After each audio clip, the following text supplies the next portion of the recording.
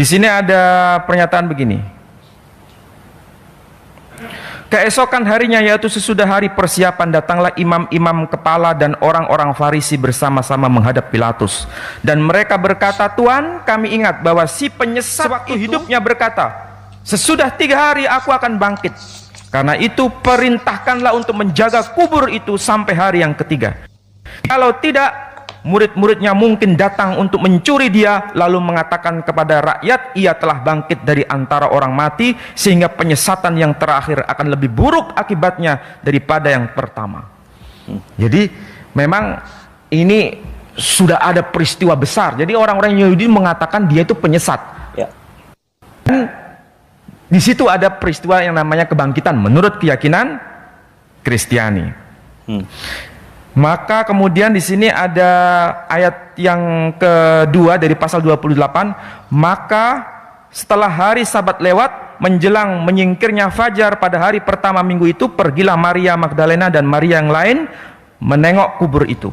Maka terjadilah gempa bumi yang hebat, sebab seorang malaikat Tuhan turun dari langit dan datang ke bumi, ke batu itu, dan menggulingkannya lalu duduk di atasnya.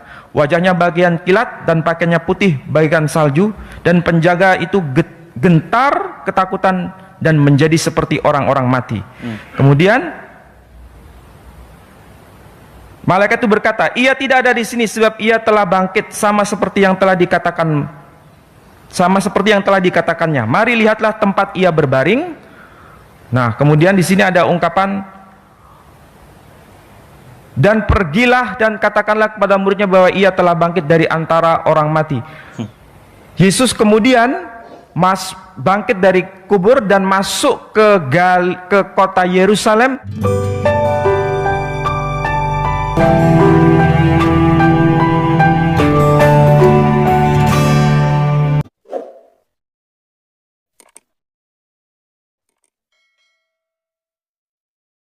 Salam teman-teman sekalian, berjumpa kembali dengan saya Arif Gule di channel TV Laskar Kristus.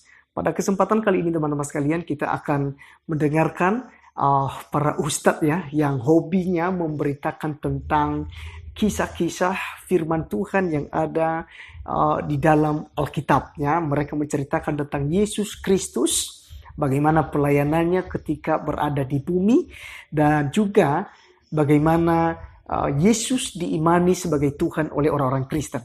Nah teman-teman sekalian, tentu saja mereka menceritakan tentang Yesus Kristus dengan maksud jahat, dengan tidak penuh keikhlasan, dan juga karena kepentingan diri sendiri.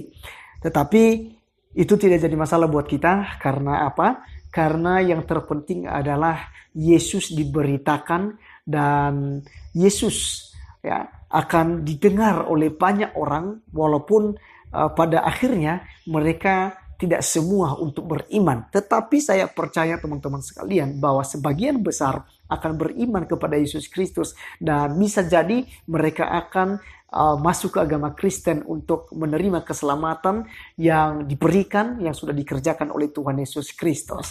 Oleh karenanya teman-teman, sebelum kita menonton video para ustadz yang membacakan Injil di masjid ya, di saat mereka ceramah, mari terlebih dahulu kita belajar firman Tuhan di dalam Filipi pasalnya yang ke-1 ayat 15 sampai 18. Firman Tuhan berkata di ayat 15 teman-teman, "Ada orang yang memberitakan Kristus karena dengki dan perselisihan, tetapi ada pula yang memberitakannya dengan maksud baik." Nah, di sini sudah sangat jelas Rasul Paulus menjelaskan bahwasanya di hari-hari kemudian itu tentu ada orang yang akan memberitakan tentang Yesus dengan dengki, rasa benci mereka karena ketidaksukaan mereka terhadap Yesus. Tetapi teman-teman sekalian, di balik itu ada juga orang-orang yang memberitakan tentang Yesus dengan maksud yang baik. Nah teman-teman, apa poin penting yang kita ambil dari sini? Poin pentingnya adalah Yesus tetap diberitakan. Entah itu dalam sikap hati yang bagaimana. Apakah itu memang dengan tulus memberitakannya, atau juga karena niat jahat untuk menjelekkan dan juga untuk membusukkan, terlebih untuk mengolok-olok iman kekristenan. Nah, teman-teman sekalian, di sini dikatakan bahwasanya kita harus bersyukur ya, karena ada orang yang memberitakan tentang Yesus Kristus. Sebab firman Tuhan berkata bahwa Iman timbul dari pendengaran dan pendengaran oleh firman Kristus. Jadi ketika sudah diperdengarkan, diberitakan, maka nantinya secara otomatis ada iman yang akan timbul kepada pendengarnya, ya, sehingga mereka nantinya akan percaya kepada Tuhan Yesus Kristus sebagai Tuhan dan Juru Selamat pribadi mereka. Di dalam ayat ke-16 berkata, mereka ini memberitakan Kristus karena kasih, sebab mereka tahu bahwa aku ada di sini untuk membela Injil.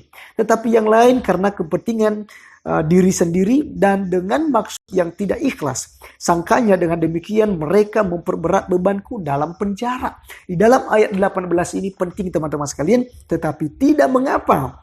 Sebab bagaimanapun juga Kristus diberitakan, baik dengan maksud palsu maupun dengan jujur. Tentang hal itu aku bersuka cita dan akan tetap bersuka cita.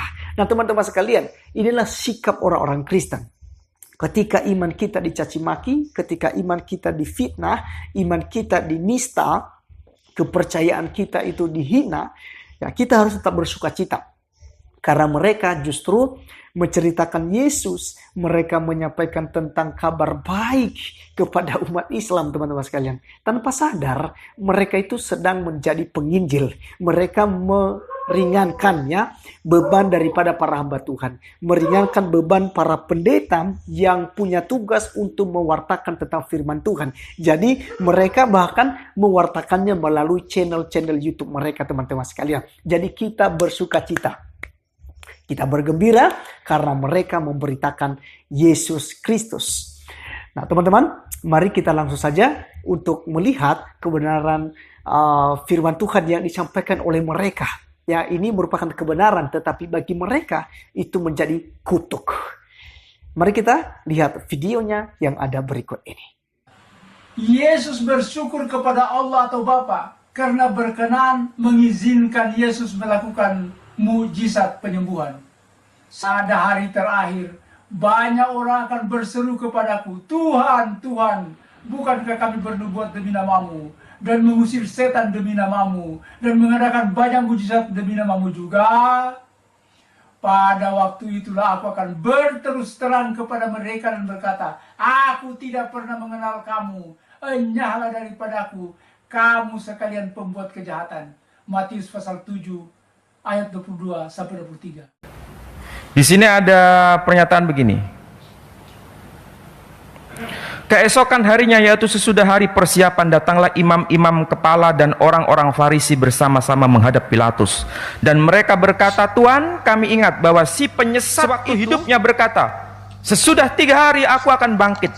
Karena itu perintahkanlah untuk menjaga kubur itu sampai hari yang ketiga. Kalau tidak, murid-muridnya mungkin datang untuk mencuri dia, lalu mengatakan kepada rakyat, ia telah bangkit dari antara orang mati, sehingga penyesatan yang terakhir akan lebih buruk akibatnya daripada yang pertama. Jadi memang ini sudah ada peristiwa besar. Jadi orang-orang Yahudi mengatakan dia itu penyesat. Dan di situ ada peristiwa yang namanya kebangkitan menurut keyakinan Kristiani. Maka kemudian di sini ada ayat yang kedua dari pasal 28. Maka setelah hari Sabat lewat, menjelang menyingkirnya fajar pada hari pertama minggu itu, pergilah Maria Magdalena dan Maria yang lain menengok kubur itu. Maka terjadilah gempa bumi yang hebat, sebab seorang malaikat Tuhan turun dari langit dan datang ke bumi, ke batu itu, dan menggulingkannya lalu duduk di atasnya. Wajahnya bagian kilat dan pakaiannya putih bagian salju, dan penjaga itu gentar ketakutan dan menjadi seperti orang-orang mati. Kemudian malaikat itu berkata, ia tidak ada di sini sebab ia telah bangkit sama seperti yang telah dikatakannya. Mari lihatlah tempat ia berbaring.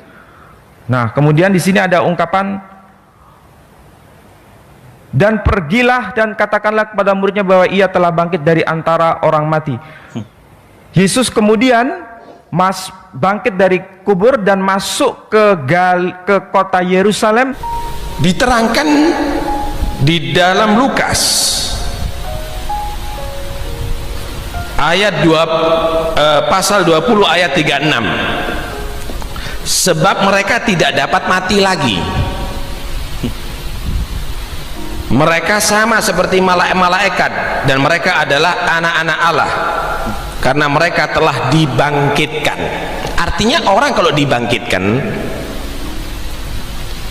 itu berarti tidak mati lagi, dan mereka tidak berbentuk jasad tapi seperti malaikat-malaikat, bukan dalam bentuk kasar tapi dalam bentuk yang halus. Tetapi dikatakan di sini bahwa Yesus bangkit dari kematiannya bukan seperti malaikat, bentuk kasar. Dalam Injil Lukas pasal 24 39 sampai 43 diterangkan juga ada di situ, lihatlah tanganku dan kakiku. Setelah bertemu sama muridnya ini ketakutan, ini hantu yang datang ini, gitu loh. Wah, ini makhluk halus ini yang datangi.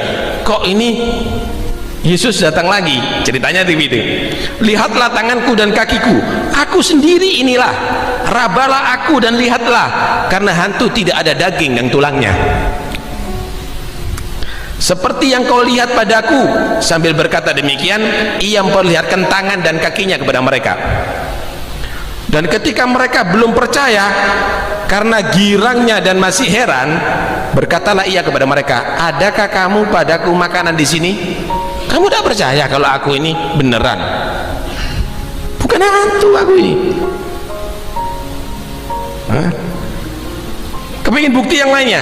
Adakah makanan padamu makanan di sini? Ada makanan nggak di sini?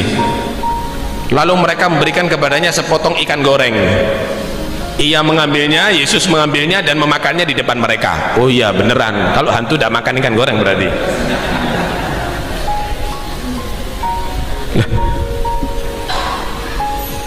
Artinya mereka benar-benar ragu bahwa yang dibunuh itu adalah Yesus.